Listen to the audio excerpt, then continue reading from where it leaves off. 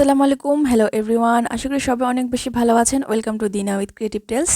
যেখান থেকে আমার ভিডিওটি দেখছেন সবাইকে শুভেচ্ছা এবং স্বাগত জানাচ্ছি। কিভাবে এমব্রয়ডারি করতে হয় সেটা আজকে দেখানোর চেষ্টা করছি আপনাদেরকে। আমি প্রথমে কাঁথা স্টিচ দিয়ে বার্ডের চেস্টটাকে কাভার করে নিয়েছি। তারপরে বার্ডের লাইনগুলোতে আমি ডাল ফোর দিচ্ছি এবং বাড়তি অংশটাতেও একটু ডাল ফোরের অংশটা রাখার চেষ্টা করেছি।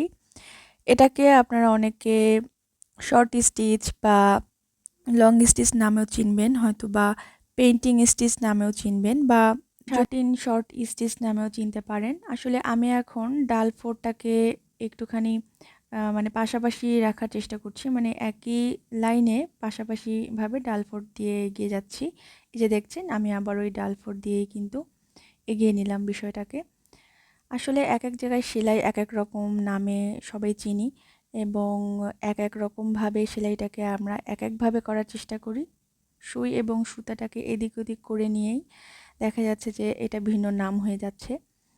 তো যাই হোক, আসলে এটা আপনি যে নামেই চিনে থাকেন বা আপনি যেভাবেই সেলাই করে থাকেন, আপনার মাথায় এটা আগে চিন্তা রাখতে হবে আপনি কোন সেলাইয়ে কমফোর্টেবল। তো এখানে আমি শার্টিন স্টিচ দিয়ে নিচ্ছি। আমি আসলে এখানে লাভ বার্ডস এমব্রয়ডারি করার চেষ্টা করছি। তো যতটুকু পারছি রিয়েলিস্টিকভাবে এমব্রয়ডারিটা করার চেষ্টা করছি। তো এই অংশটাতে একটা ক্রিম কালারের সুতা দিয়ে আমি ওই শার্টিন স্টিচ দিয়েই কাভার করে নিলাম। তারপর চেস্টের অংশটাতে একটুখানি শার্টিন স্টিচ বা লং বা শর্ট স্টিচ দিয়ে এটা এলোমেলোভাবেই চেস্টের অংশটাকে আরেকটু কাভার করার চেষ্টা করছি। যেটা হয়ে থাকে অনেক সময় পাখির চেস্টে একটু পালকের মতো সাদা সাদা অংশ থাকে, তো সেটাই করার চেষ্টা করলাম। ছবি আঁকতে যেমন রং তুলির প্রয়োজন, আর এমব্রয়ডারি করতে সুই সুতার প্রয়োজন। ড্রয়িং বা এমব্রয়ডারি দুই জায়গায় কিন্তু রং নিয়েই খেলা, তাই না?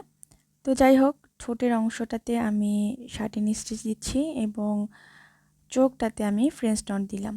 তো ভিডিওটি কেমন লাগলো জানাতে ভুলবেন না। অন্য কোনো ভিডিওতে আবার দেখা হয়ে যাবে। আল্লাহ হাফেজ।